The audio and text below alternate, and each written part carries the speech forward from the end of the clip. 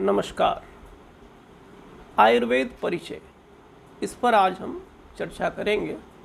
आयुर्वेद शब्द आयु प्लस वेद, इन दो शब्दों के संयोग से बना हुआ है, जिसका अर्थ होता है आयु का ज्ञान। वेद शब्द का अर्थ होता है विद धातु से निर्मित शब्द, जिसका मतलब है ज्ञान।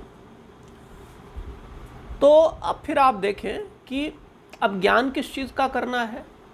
शरीर, इंद्रिय, मन और आत्मा का जो संयोग है, यानी आयु का अर्थ क्या है। आयु का मतलब होता है कि जो शरीर है, इंद्रियां हैं, इंद्रियों में ज्ञानेंद्रियां और कर्मेंद्रियां, तो 5 ज्ञानेंद्रियां हैं और 5 कर्मेंद्रियां हैं और एक उभय इंद्रिय जिसको कहते हैं मन। तो इस तरीके से शरीर, इंद्रिय, मन और आत्मा का जो संयोग है वो आयु कहलाता है। पंच महाभूत विकारात्मक एवं आत्मा के योगायतन को शरीर कहा जाता है। यानी पंच महाभूत पृथ्वी, अग्नि, वायु, जल और आकाश और आत्मा, इन दोनों को जब जोड़ दिया जाता है तो क्या कहलाता है, शरीर कहलाता है। फिर ज्ञानेंद्रियां श्रोत, त्वचा, नेत्र, जिह्वा एवं घ्राण। कर्मेंद्रियां वाणी, हाथ पैर, मल द्वार, मूत्र द्वार, ये सब। और फिर मन जो है एक बाह्य इंद्रिय और अंतर इंद्रिय दोनों है। उसके अलावा आत्मा का अर्थ क्या है, ज्ञान का अधिकरण, यानी जिसके माध्यम से, जिस पर ज्ञान होता है, जिसको ज्ञान होता है।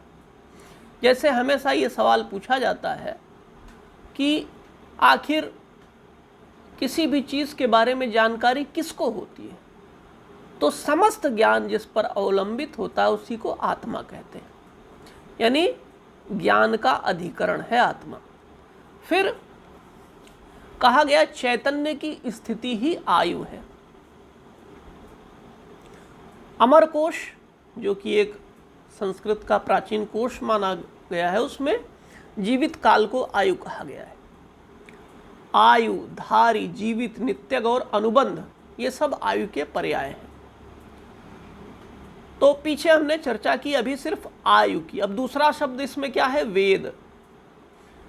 वेद से आप बहुत सारे शब्द जानते होंगे, जैसे इसी धातु से निर्मित शब्द है विद्यार्थी, है ना, विद्या। तो ये सब शब्द एक ही मूल शब्द से निर्मित है, जिसका अर्थ क्या होता है, ज्ञान। अब इसका प्रयोग जो होता है वो 4 अर्थों में होता है। 4 अर्थ यानी ज्ञान, सत्ता, विचार और प्राप्ति, यानी जिसके द्वारा जाना जाए और जिससे अस्तित्व का बोध हो। ये क्या है, ज्ञान का अर्थ है। अब आयुर्वेद शब्द जो है वो बना हुआ है आयु प्लस वेद। तो आपको स्पष्ट हो गया होगा कि आयु किसे कहते हैं और वेद किसे कहते हैं। तो आयुर्वेद दोनों शब्दों के योग से बना हुआ है, यानी आयु का ज्ञान, जिसके द्वारा आयु का ज्ञान होता है। फिर इसके बाद आयुर्वेद क्या है, देखिए अब यहां पर लिखा हुआ है एक वैकल्पिक चिकित्सा प्रणाली है।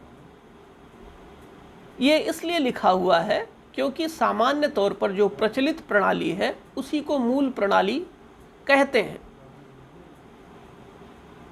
आयुर्वेद को एक वैकल्पिक प्रणाली के रूप में मान्यता दी गई है। अब ये कहाँ कहाँ फैला है, भारतीय उपमहाद्वीप। भारतीय उपमहाद्वीप में जितने देश हैं उन सब में आपको आयुर्वेद का प्रचलन अलग अलग रूपों में मिलेगा। तो इसका काम क्या है, पहला काम यह है कि मानव शरीर को निरोगी रखना। दूसरा चीज़ क्या है कि जो लोग बीमार हो गए हैं उनकी चिकित्सा करना। अब देखिए एक बात ये भी बार बार कही जाती है कि आयुर्वेद में वैज्ञानिक विधि का अभाव है। ये जो है एलिगेशन किस तरफ से है, ये एलोपैथी चिकित्सकों की तरफ से इस प्रकार की जो आरोप हैं वो हमेशा किए जाते रहे हैं। और ये देखिए फिर कुछ लोग इसको जो है स्यूडो साइंस मानते हैं। चूंकि उनके अपने आधार हैं।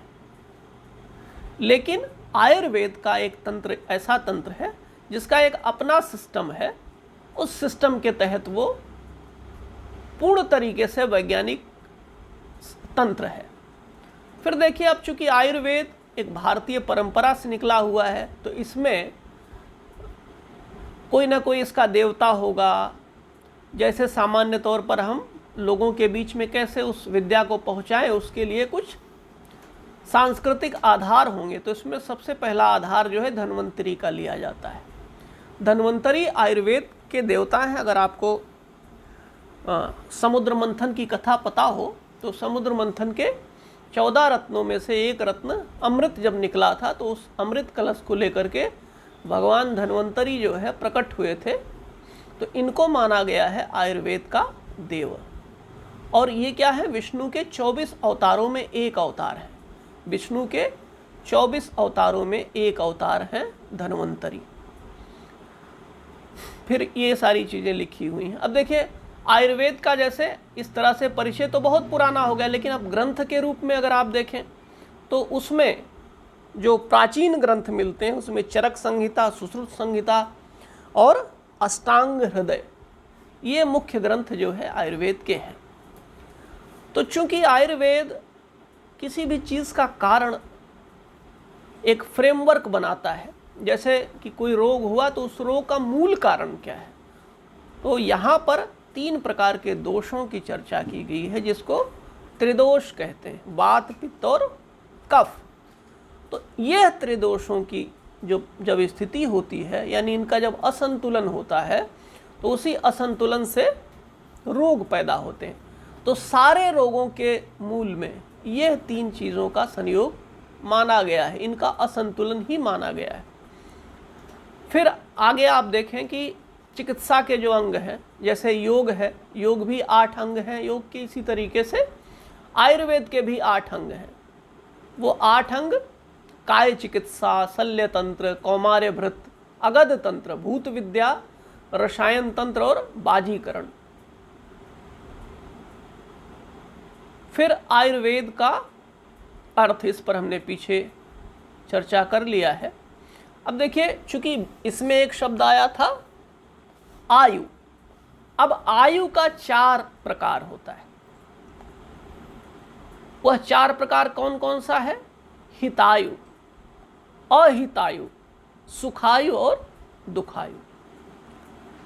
यानी कुछ ऐसी आयु होती है जो, यानी किसी का जीवन ऐसा हो सकता है कि सबका हित करने वाला हो, किसी के धन का लोभी ना हो, प्रत्येक कार्य को सोच विचार करके करता हो, लोगों की सेवा करने वाला हो, ज्ञानवान हो, किसी से मिलने पर उसको शांति प्रदान करने वाला हो। तो ये सारे जो जिनके अंदर में ये गुण हैं, उनकी आयु को आयुर्वेद हितायु कहता है। फिर अहितायु, अहितायु क्या है? कोई इस कार्य को सावधानी से न करने वाला व्यक्ति, लोगों के धन का हरण करने की आकांक्षा रखने वाला व्यक्ति, हमेशा जिससे भी मिले उसको अशांत कर दे, ऐसा व्यक्ति। तो इस तरह की आयु जिनके पास में है, वृद्धजनों को हिकारत की नज़र से देखने वाला व्यक्ति, पूज्यजनों की निंदा करने वाला व्यक्ति, ऐसा व्यक्ति क्या कहलाएगा? अहितायु। यानी उसकी आयु जो है दूसरों के हित करने में नहीं लगी हुई है, इसलिए वो अहितायु है। फिर इसके बाद सुखायु। सुखायु का मतलब क्या होता है कि ऐसी आयु जो शारीरिक और मानसिक रोगों से मुक्त हो। अब ऐसा कैसे होगा? पहली चीज़ तो उसके अंदर में क्या होना चाहिए? युवा अवस्था होनी चाहिए, युवापन होना चाहिए, बल, वीर, पराक्रम आदि से युक्त होना चाहिए, व्यवहार को जानता हो, शास्त्र को जानता हो, और इसके अलावा इंद्रियों से संतुष्ट और युक्त हो। इसको क्या कहा गया? सुखायु कहा गया। फिर दुखायु जो होगी वो सुखायु के विपरीत होगी, यानी युवावस्था ना हो, किसी कार्य को करने में कोई उत्साह ना हो, है ना, सफलता प्राप्त करने की कोई इच्छा आकांक्षा न रखता हो, हमेशा जो है अपने भोगों से, अपनी इंद्रियों को जो कुछ मिला है उससे असंतुष्ट रहने वाला व्यक्ति, शास्त्रों को ना समझता हो, व्यवहार का कोई जानकारी न रखता हो, ऐसा जो भी आयु है वो आयु क्या कहलाती है? दुखायु कहलाती है। तो स्पष्ट हो गया। फिर आगे हम लोग चलेंगे, इस शास्त्र का प्रयोजन क्या है। जैसे देखिए कि भारतीय परंपरा में प्रत्येक शास्त्र जो है किसी न किसी प्रयोजन से है। जैसे योग शास्त्र ही देखें आप, योग शास्त्र का क्या प्रयोजन है? आप लोगों ने अगर सांख्य सूत्र पढ़ा हो तो सांख्य सूत्र का कुछ प्रयोजन है, अथ त्रिविध दुखात्यंत निवृत्ति मोक्षा, है ना। इसी तरीके से योग दर्शन का पहला सूत्र अथ योगानुशासनम योगा चित्तस्य वृत्ति निरोधा। तो प्रत्येक शास्त्र जो है उनका एक निश्चित प्रयोजन है। तो ऐसे ही आयुर्वेद का क्या प्रयोजन है? आयुर्वेद का दो प्रयोजन है। एक तो जो लोग पहले से स्वस्थ हैं उनके स्वास्थ्य की रक्षा करना, और जो रोगी हो गए हैं उनके रोग का निवारण करना। तो ये दो कार्य आयुर्वेद के मुख्य कार्य हैं। अब स्वास्थ्य की रक्षा करने का उपाय क्या होगा? उपाय ये होगा कि आपकी दिनचर्या ठीक हो, आप ठीक समय पर उठें, ठीक समय पर बैठें, सही समय के अनुसार भोजन करें, सही आचार विचार रखें, सही व्यवहार करें। तो क्या होगा? इससे आपका जो स्वास्थ्य है उसकी रक्षा होगी। और इसके अलावा भारतवर्ष में क्या माना गया है कि मनुष्य को कैसे जीना चाहिए? 100 वर्ष जीना चाहिए। यह कहा गया है जीवेत शरदः शतम, यानी 100 बसंत ऋतुओं को जीना चाहिए, ऐसा कहा गया है। तो इसको जिएंगे कैसे? जब आपकी ऋतुचर्या, आहारचर्या, दिनचर्या इत्यादि जो है व्यवस्थित होगी। और मनुष्य की आयु कम होने का कारण क्या रह गया? क्योंकि आदमी आज के समय में जो भी मानसिक शांति के उपाय थे उससे वो दूर चला गया, और भोगों की जो वृत्ति है उस भोगों की वृत्ति में उसने अपने आप को समेट दिया, और भोगों ने मनुष्य के जीवन की इतिश्री कर दी है। तो यहाँ पर कहा गया है कि सम्यक अवस्था में प्रत्येक चीज़ें होनी चाहिए। तो इस तरीके से देखें तो जो चिकित्सा विशेषज्ञ, चिकित्सा के एक बहुत बड़े मनीषी जिनको हम वाग्भट कहते हैं, बृहत्त्रयी में ये तीनों आते हैं, उन्होंने कहा है कि मनुष्य के जीवन के पुरुषार्थ चतुष्टय, पुरुषार्थ चतुष्टय का मतलब क्या हुआ? धर्म, अर्थ, काम, मोक्ष। ये जो चतुर्विध पुरुषार्थ हैं, इस पुरुषार्थ का साधन कैसे होगा? जब आपके पास आयु होगी, आपके पास जीवन होगा, आपके पास स्वस्थ शरीर होगा। तो इसलिए स्वस्थ शरीर के माध्यम से ही आप कुछ भी कर सकते हैं। तो इसलिए आयुर्वेद शास्त्र जो है पुरुषार्थ चतुष्टय की प्राप्ति का मार्ग प्रशस्त करता है। तो ये सारी चीज़ें जो है हमने इसमें कवर किया। फिर आप देखेंगे कि आयुर्वेद का जो इतिहास है, सामान्य तौर पर भारत में जो भी परंपराएं रहती हैं वो पहले श्रुत परंपरा के रूप में विकसित होती है। श्रुत परंपरा का मतलब ये हुआ कि गुरु शिष्य परंपरा के रूप में चीज़ें आगे बढ़ती हैं, एक कंठ से दूसरे कर्ण तक बातों को पहुंचाया जाता है। लेकिन फिर भी यह करते हुए पहला जो ग्रंथ मिला, यद्यपि ऋग्वेद संहिता में आयुर्वेद की बहुत ही महत्वपूर्ण चीज़ें मिलती हैं और अथर्ववेद में कई प्रकार की चिकित्सा का वर्णन मिलता है, लेकिन फिर भी विशेष ग्रंथ के रूप में चरक, सुश्रुत, कश्यप इत्यादि जो मनीषी हैं उनका जब जन्म होता है, महर्षियों का जन्म होता है, तो फिर आयुर्वेद एक निश्चित क्रम ले लेता है। तो इस प्रकार से यहाँ पर आज हमने इन चीज़ों की चर्चा की।